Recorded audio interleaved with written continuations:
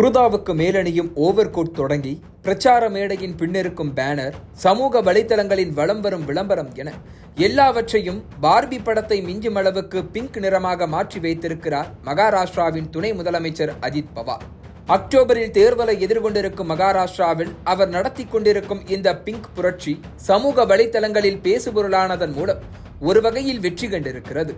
அஜித் பவாருக்கு இந்த ஐடியாவோடு சேர்த்து தேர்தல் வெற்றிக்கான வியூகத்தை வகுத்துக் கொடுத்திருக்கிறார் ஒரு இளம் அரசியல் அனலிஸ்ட். எப்போதும் வெள்ளை நிற குருதாவில் காந்தியவாதியாக வலம் வரும் பிரசாந்த் கிஷோர் ஒரு ரகம் என்றால், அவருக்கு அப்படியே ஆப்போசிட்டாக சினிமா நடிகர்களை மிஞ்சும் அளவுக்கு கலர் கலராக சட்டை, ஃபேஷன் மாடல்களைப் போல ஆக்சசரிஸ், இளசுகளை இன்ஸ்பயர் செய்யும் ஹேர்ஸ்டைல் என மாடர்ன் டே அரசியல் அனலிஸ்டாக உருவெடுத்திருக்கிறார் நரேஷ் அரோரா.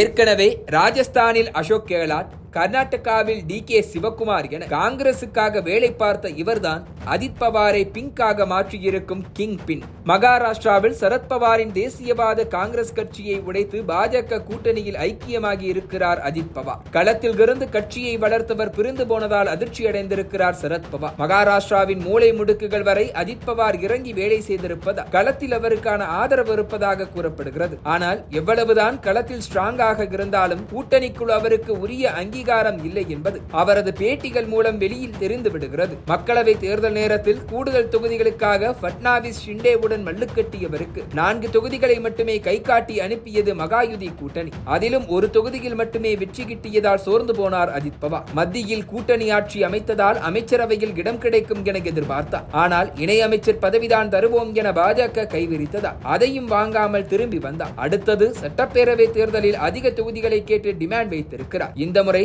டிமாண்ட் கைகூடி வர கட்சிக்கும் தனக்கும் மவுசு வர வேண்டும் என நினைத்தவர் ஒரு அரசியல் அனலிஸ்டை பணிக்கு அமர்த்தி இருக்கிறார். அவர்தான் டிசைன் பாக்ஸ் எனும் நிறுவனத்தின் இணை நிறுவனர் நரேஷ் அரோரா. கடந்த ஜூலை மாதம் அஜித் பவாருடன் இணைந்தவர். ஒரே மாதத்தில் அவரை ஒட்டுமொத்தமாக மாற்றியிருக்கிறார். தற்போது மாநிலம் முழுவதும் இருக்கும் 288 தொகுதிகளிலும் பேரணி நடத்துவதில் மும்முரமாக இருக்கிறார் அஜித் பவார். அதுவும் இந்த பேரணிகளை ஹைபிரிட் மாடலிலும் நடத்த திட்டமிட்டு இருக்கிறார். 2024-25 பட்ஜெட்டில் மகாயுதி அரசு கொண்டு வந்த திட்டங்களை மக்களிடம் எடுத்துச் செல்வதுதான் இந்த பேரணிகளின் நோக்கம். இது நரேஷ் அரோராவின் 90 நாள் திட்டத்தின் ஒரு பகுதி என கூறப்படுகிறது. இதுபோக பிராண்டிங் மற்றும் தேர்தல் வியூகங்களை வகுத்துக் கொடுத்திருக்கிறார் நரேஷ் அரோரா.